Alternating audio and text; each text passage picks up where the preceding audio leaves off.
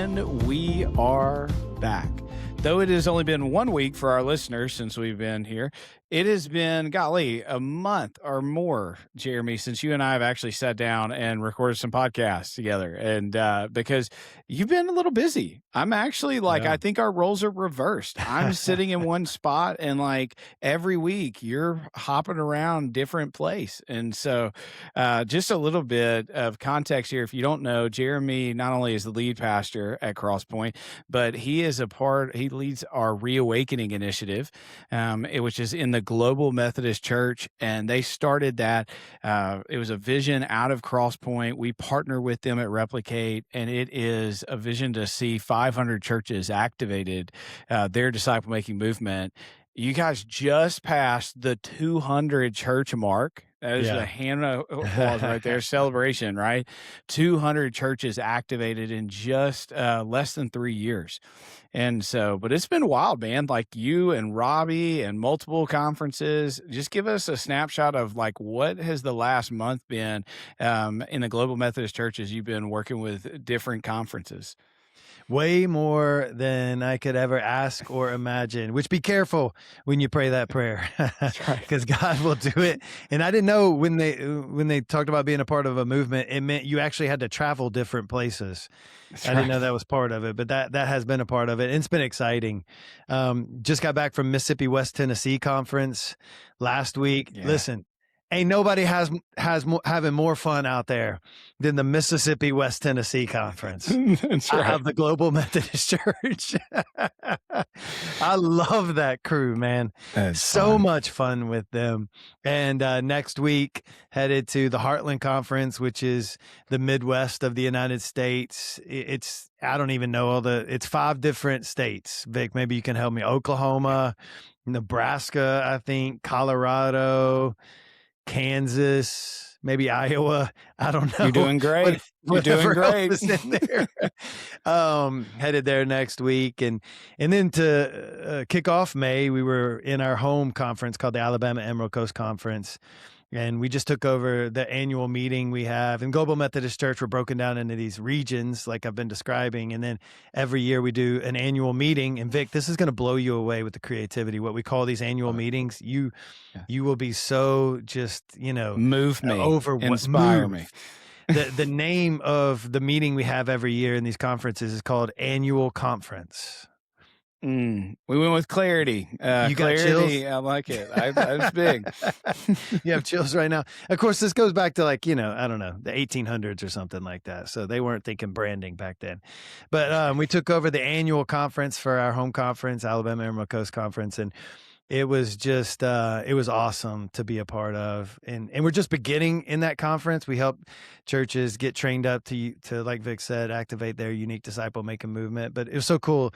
During the training, even though we've just sort of begun with some churches over the past year or so, we asked how many, the whole conference committed to being a part of these trainings. So we have 300 people in these trainings. I think over 100 Which kudos churches. on the conference of just leading with vision and saying, hey, we're going to go all in, and which is very much, the Lester and his style, but I love leading with vision, saying, let's get all our churches bought into this together. One of the things I love about this Global Methodist Church, this new movement, is it's a denomination actually investing in the churches instead of the churches having to invest in the denomination. And that's a huge flip. But anyway, we asked how many of y'all have started a D group? And I think it was 25-30% of the room raised their hand. And we're just at the beginning of this thing. So to see the movement of it, Robbie was there and spoke. And Robbie has a new nickname, which I love that a Baptist. I love that there's a Baptist pastor with his John Wesley collection at a Global Methodist annual conference. But his new nickname, and I'm definitely calling this regularly now, is Big Bishop. Big Bishop, and I love it. So that's my new favorite nickname from him. He tried to call me Bishop Smith the other day, and I said, no. Yeah, that's you, big bishop. So I gave it right back to him. Yeah, there was 3 bishops there, and they were all about seeing that ticket collection. So They were pretty pumped. he's already been adopted into the Global Methodist Church family. That's fine. The ordination head was like, "Hey, anytime you're ready to make the switch, let us know." So it was it was a great time. Just thinking about, I was talking to him the other day, just thinking about the impact of just a few and the conviction to start with just a few, even with him. Yeah. And just what that's growing into to replicate now in the Global Methodist Church. I know his Mm, heart for Wesley and seeing kind of help wake up a denomination that Wesley was a part of founding in some way yeah. to our original DNA of disciple making, just seeing how that's happening, even just the beginning efforts of it. It's Yeah. just, it's exciting to be a part of. I do need to stay You like 'em. home for a few weeks. A But, little bit. That's right, man. mhm. Well, I love like I mean what you guys are seeing happen there. You're now 3 years in, and it's just the Mhm. snowball's happening. You guys started Mhm. small, and the Lord's just taking it. And man, what He's done in such a really over just the last few years has been incredible. So today, it's not what we're talking about today, but it's cool enough that we got to spend some time talking about it. And so today we are talking about how do we lead a movement. We've been working through the movement ready framework. So we started spiritual renewal. That's what starts the movement. Then we Mhm. talked about disciple making culture. That's what shapes the movement. Now we're talking through organizational clarity. This is what spreads the movement. So it's the third sphere here, organizational clarity.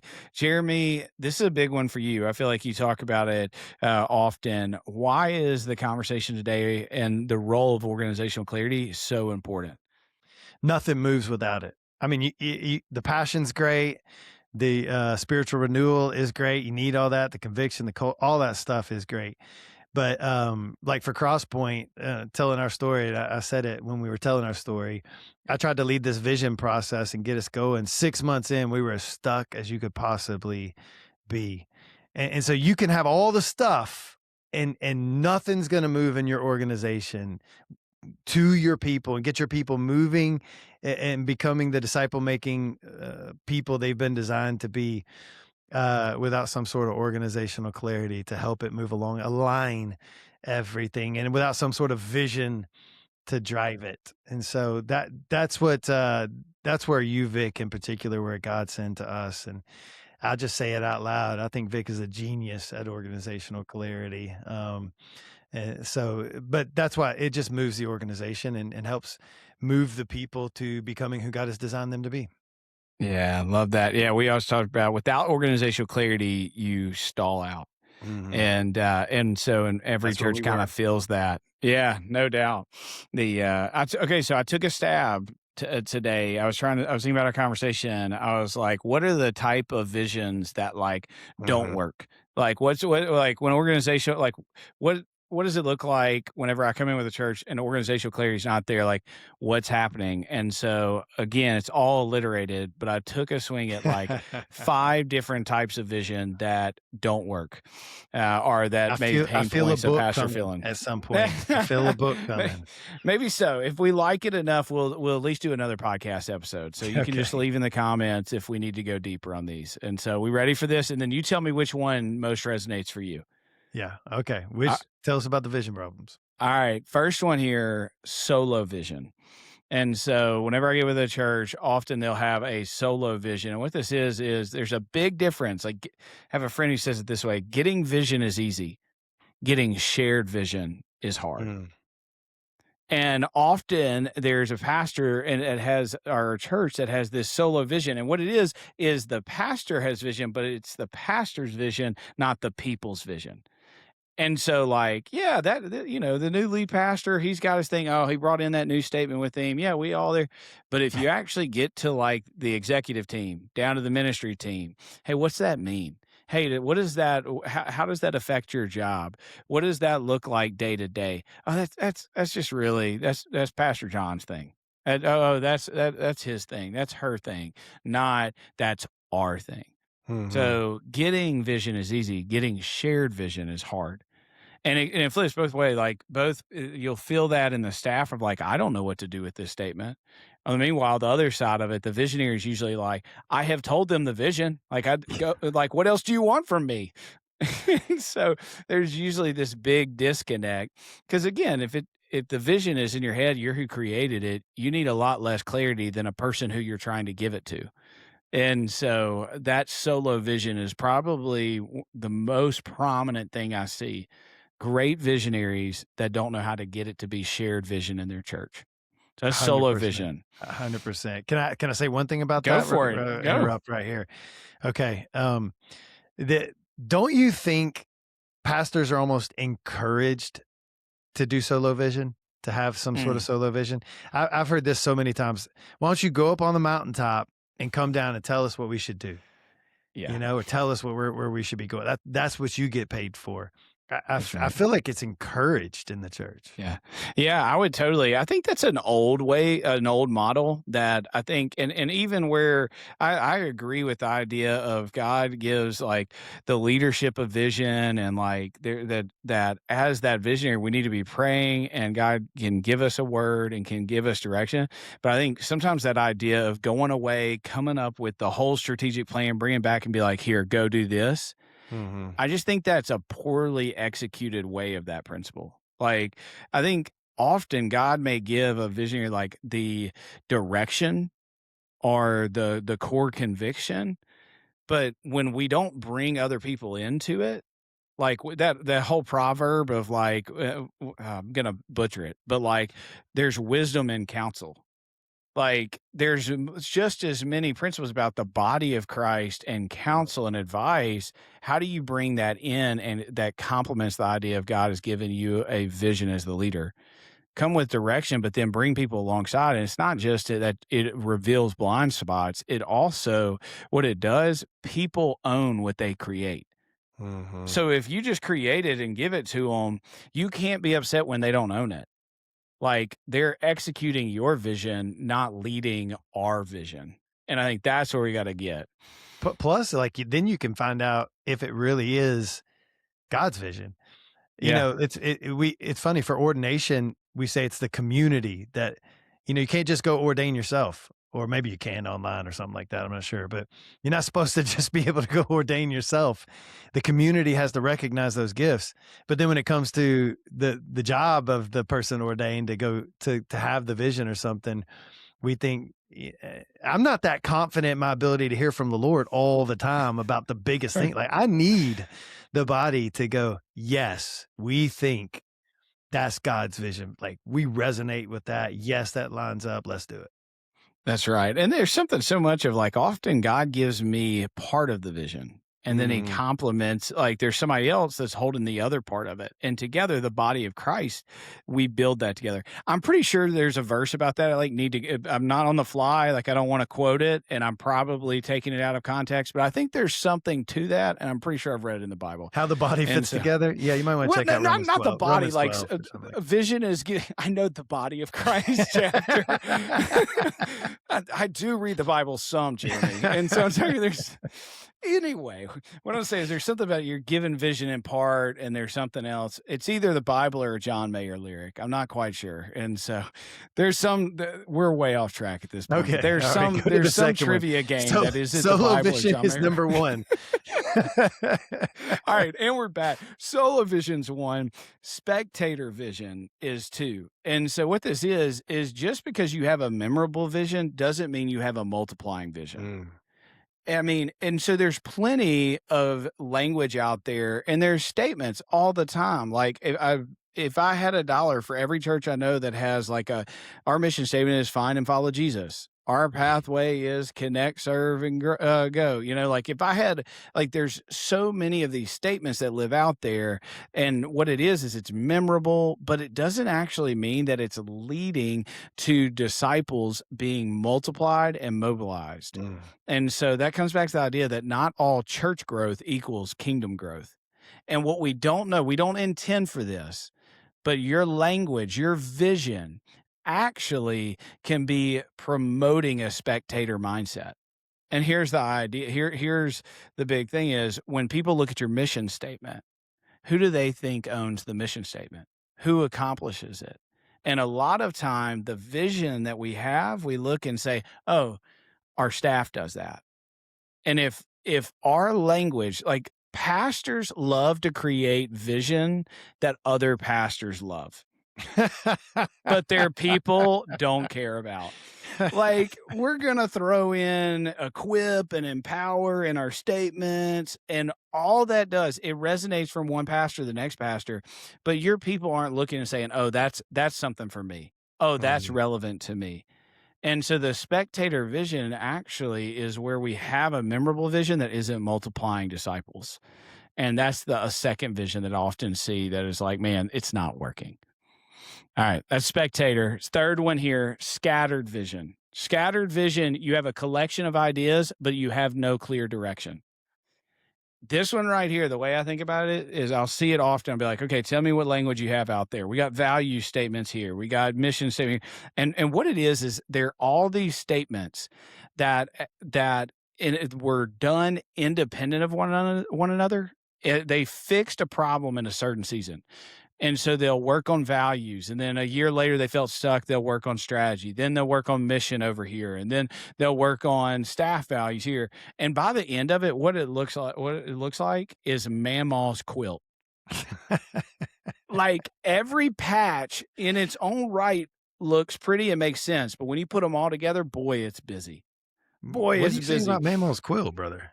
Come Dude, on. I'm not saying it's not good for a nap. I'm just saying it's not good for casting vision. Mamaw's quilt right there. It's scattered vision. And so often when I work with churches, they have all of this vision language, but no one knows how it works together.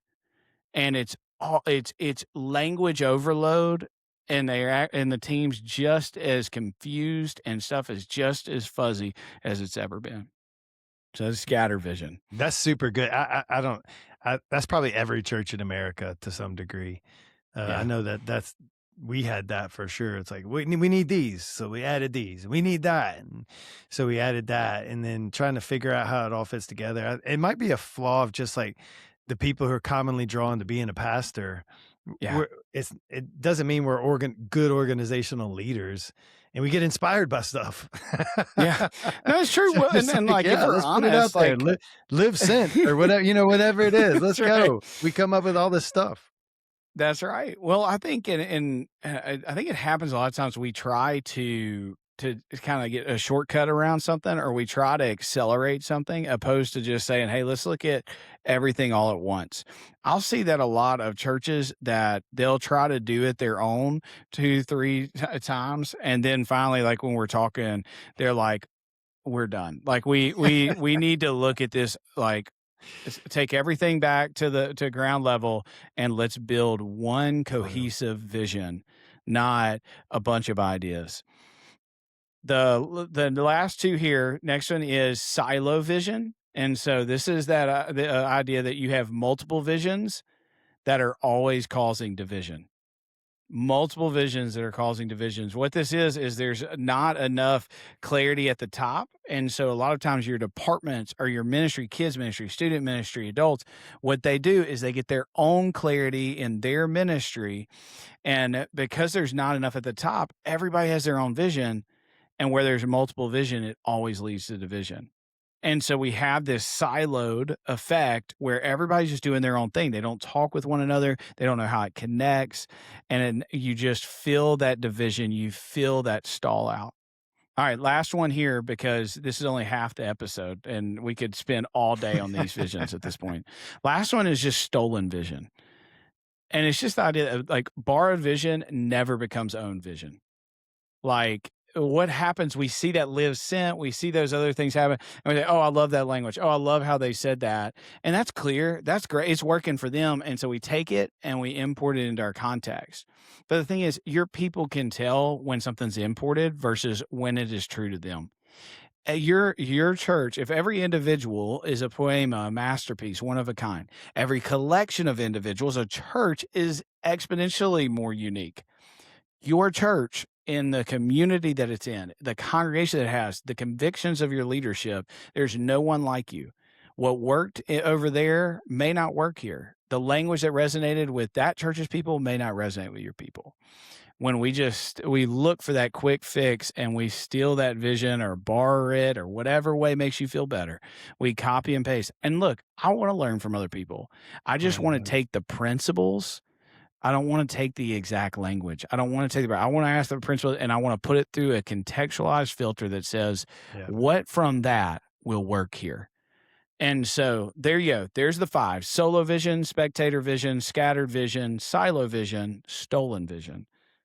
All Super right. Which good. one, whenever we met, which one did you feel? Which one would you say describe Crosspoint when we first connected? Scattered vision for sure. Um, we had done away with silo vision, although I see that a lot in churches.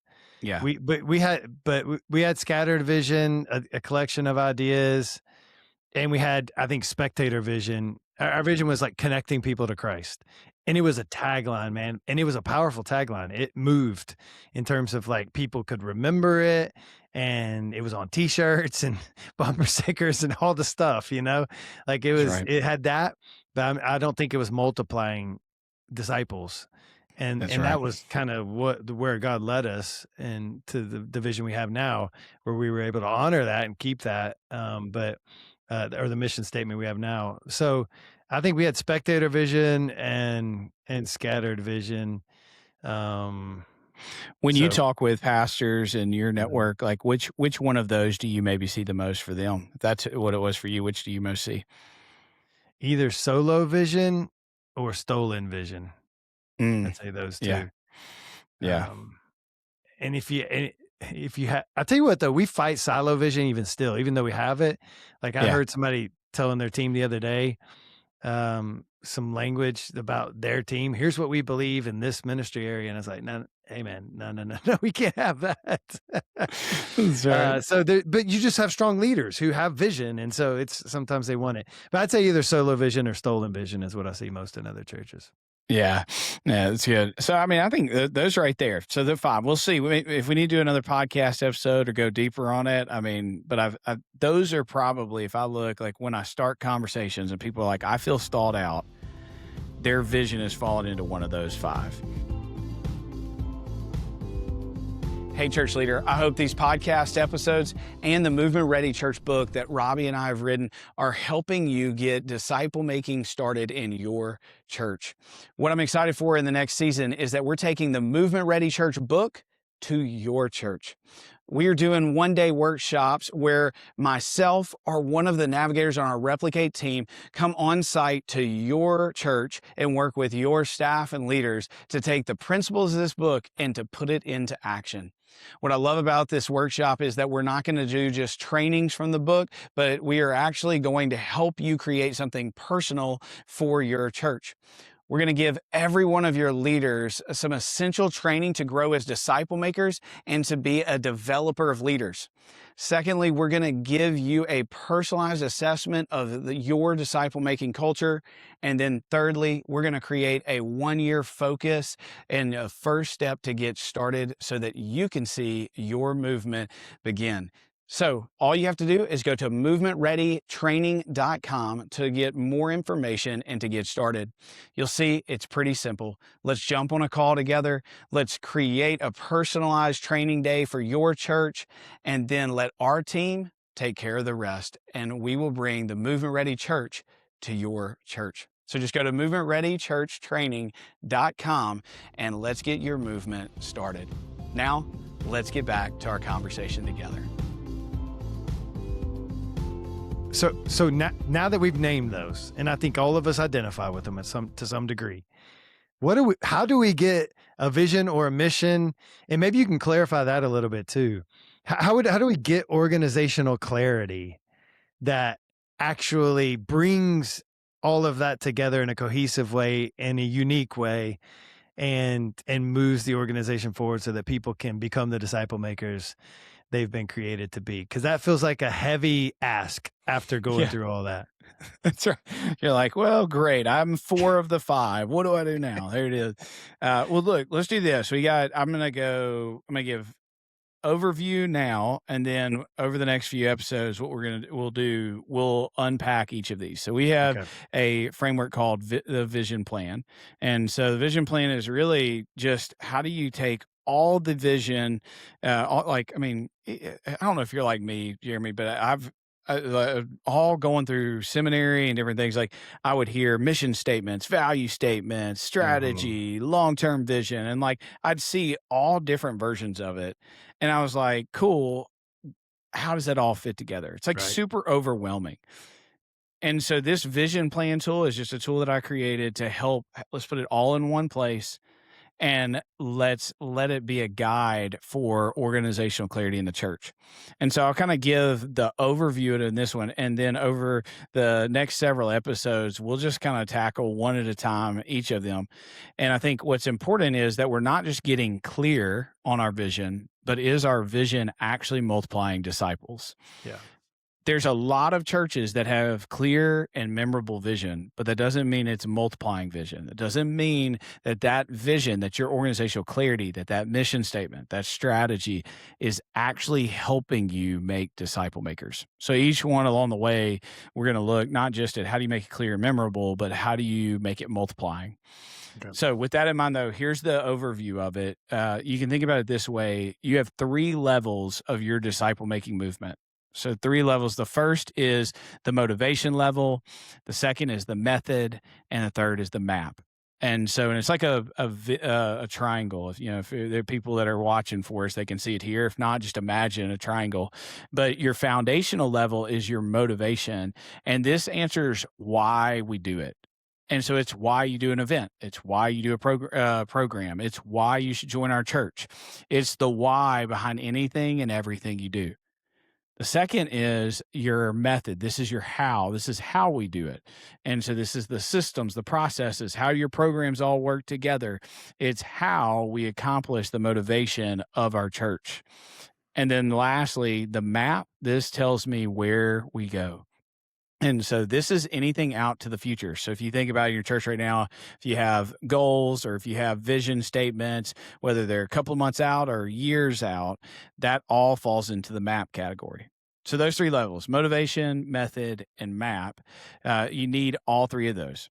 So the biblical references, now for the record, before I get the concernberean at gmail.com to like email me, I'm very aware that our early church did not use the vision plan framework, but you They can did it? see it didn't. I know, right? Believe it or not, I want to make sure that claim doesn't get pushed out. But you can find a motivation, a method, and map as you look through the book of Acts. And into the Gospels. So the motivation of the early church would have been Matthew 28:18 through 20. Therefore, go and make disciples of all nations. That's their why. It was the foundation of everything they did. Then they needed their how. That's Acts 2:42 through 47. And so Acts 42 through 47, there's a gathered expression and a scattered expression. They're coming together as a family of God, but they're living on the mission of God. There you see the rhythms that they're living into as they break bread together, as they care for one another, as they give to the needy. That's the how. And then the where is Acts 1:8, where they go from Jerusalem, Judea, Samaria, and the ends of the earth. And so those three passages, you kind of look through Acts, there's the clarity that helps them kind of know, okay, why do we do what we do? How are we doing it? Where are we going? What's important, every church. So, like, Jeremy, you guys have multiple sites, multiple thousand people, very different from a church of just let's say 250, which is 92% of churches in America. Both church sizes need a why, how, and where. What's important is they just need to control the portion sizes. And so you need like what the level of clarity at the motivation level that you need maybe is going to maybe be more than the church of 250 needs. If you do too much clarity for a church of 250, they'll stall out because it'll bog them down. But then also, if Crosspoint tried to have only the clarity that a church of 250 has, all of your people are going to like be confused and not know really what are we doing. It's going to break down there as well. So that's that right there. The vision plan, you can think about it in three levels: a why, a how, and a where, a motivation, a method, and a map. Now, you guys obviously have that. We've worked extensively through it. And so for you as a lead pastor, how has that framework helped you as you think about vision and leading? What I loved about it is starting at motivation. I think in the past when I've tried to lead some sort of vision process, the one that stalled out or in a ministry area or even thought about it or had been in one, we started with the map, we started with the vision, we started with the where, and then we worked backward to like how are we going to do this? And then kind of the motivation was just assumed in some ways.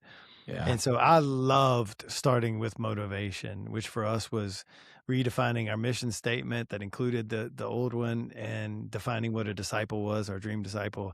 I love that, and I love living in that space as a leader as well, instead of just up in the clouds dreaming. Like my job is to keep the motive, and I remember I had a moment where you were reminding me of that. But my job is to keep us grounded in the motivation and why we're doing what we're doing. Because people have the why, then they're almost willing to do anything that you're asking them to do. And so I loved that. And then moving to the method, and letting all those process people come out, which I like that too. But letting all that come out, and then getting to the where. How is Yeah. God going to use this to move us to the vision that He has for us? So I loved that way of doing it, and I think it's helped me define where I have to live as a leader. Not just constantly casting some big where vision, but reminding people and myself and our staff of the why. Yeah. Yeah. I mean, I think what you said there is huge. And I see that often with churches. I think one of the big issues that churches have when it comes to casting vision is that they go to methods and maps. They go to Uh-huh. hows and wheres to try to get unstuck, to bring momentum to the church. And so they go to a different how or a different method. And what they do is they say, let's get this new goal. Let's get this new program and let's do this new event. And I saw it done well over here. Let's do what that church is doing. Or they go to another where they go to the map level and they say, let's get a new capital campaign. Let's put a new vision out there, a new goal, and let's rally everyone to it. But the thing about it is, the strongest methods and maps crumble under a weak motivation. Like the hows and wheres, they find their meaning in what is your why. And Mm, most churches, what they do is they are quick to articulate their methods and maps, but to assume their motivation. They just assume people are gonna get the why, that they understand it, and I think that's right there is, like, one of the biggest reasons that visions just start to stall is we go method and map and assume motivation, and what happens are people, they'll follow for a season. Like, people will follow that new program, that new event, they'll go after that capital campaign for a season, but eventually, they hit something we call the wall of demotivation.